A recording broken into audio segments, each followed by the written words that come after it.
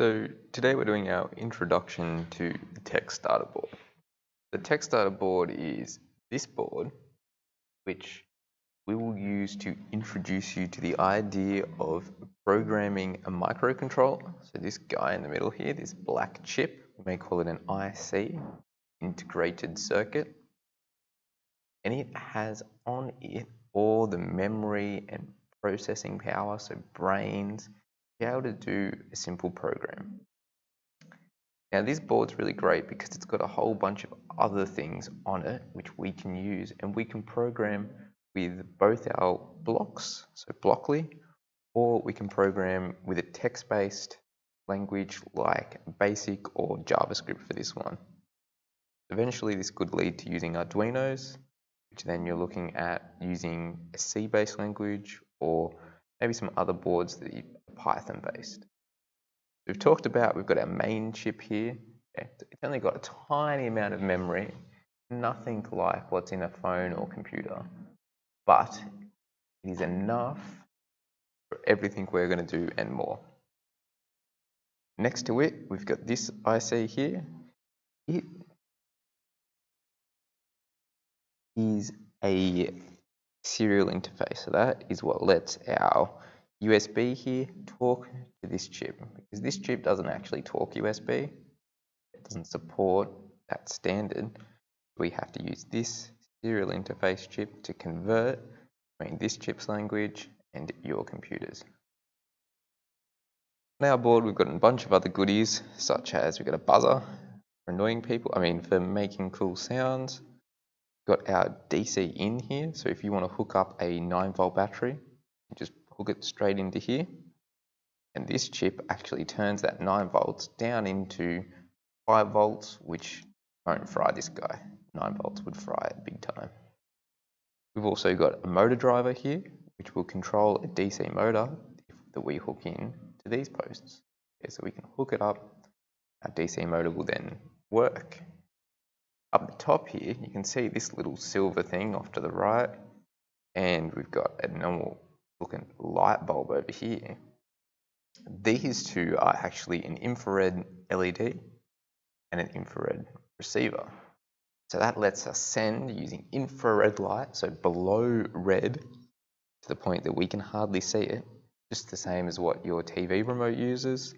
We can send it out with this one, maybe bounce it off something, or talk to another one of these boards and receive it with this guy. Across the top, you'll notice all our pins, and we may call these pins, but these on here are also pins. So the proper name for these is a DuPont connector, made by the DuPont chemical company originally. They allow us to plug a whole bunch of stuff straight in using DuPont connectors. Okay? These are male, the other side is a female one that'll slip onto that, let us quickly hook stuff up.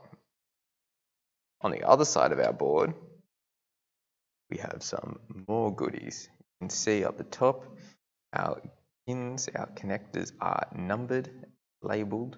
We've got some power here, some 5 volts going out, and we've got just behind this little squiggly line looking thing, which senses light, we've got our 0 volts, our ground. If we need a circuit, it needs to come from one of these pins and either back to ground or back to 5 volts. These pins, so we've got port B and we've got port C used here. Down here we've got port CB.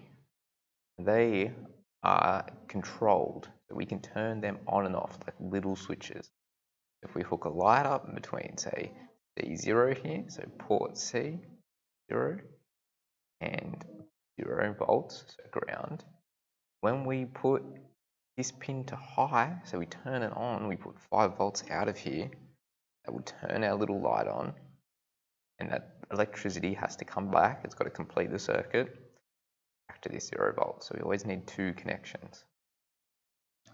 Got a bunch of buttons here for us to play with. We can program these, it tells us where they're connected to, so this button is hooked up to B0, this one B1, okay, B3, B6 in the center, B2 on the bottom.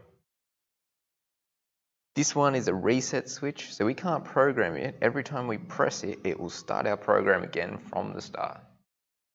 Above it, connected to B4, we have an LDR, a light dependent resistor. So it sends a voltage between 0 and 5 volts, somewhere in between, depending on how much light is hitting it.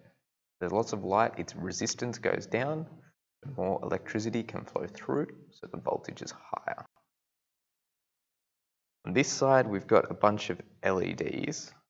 So these are hooked up to their various pins, we can see here, okay, and light up when we turn those pins on. Down the bottom, we can see we've got some more indicator LEDs here. Okay, so receive and transmit.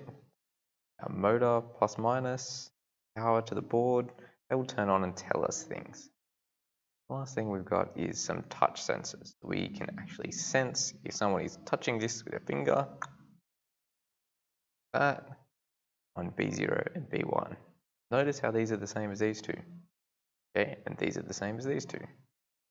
So we can only be using one of those three at the one time. B1 can't simultaneously be sending something out here, checking this, well, where are we? Checking this switch and checking this switch. We have to pick what B1 is going to be. Is it going to be an input? So checking whether there's something coming in from a button. Is it going to be an output? Is it sending a signal out to turn a light on or off? Most importantly, we plug our mini USB. Okay, so this is mini USB type B. If we look at it down the top here, is the camera going to focus? No. Okay, we can see sort of our pins inside here that hook up to our computer. A mini USB, bigger than what goes in your phone, smaller than what's on your laptop.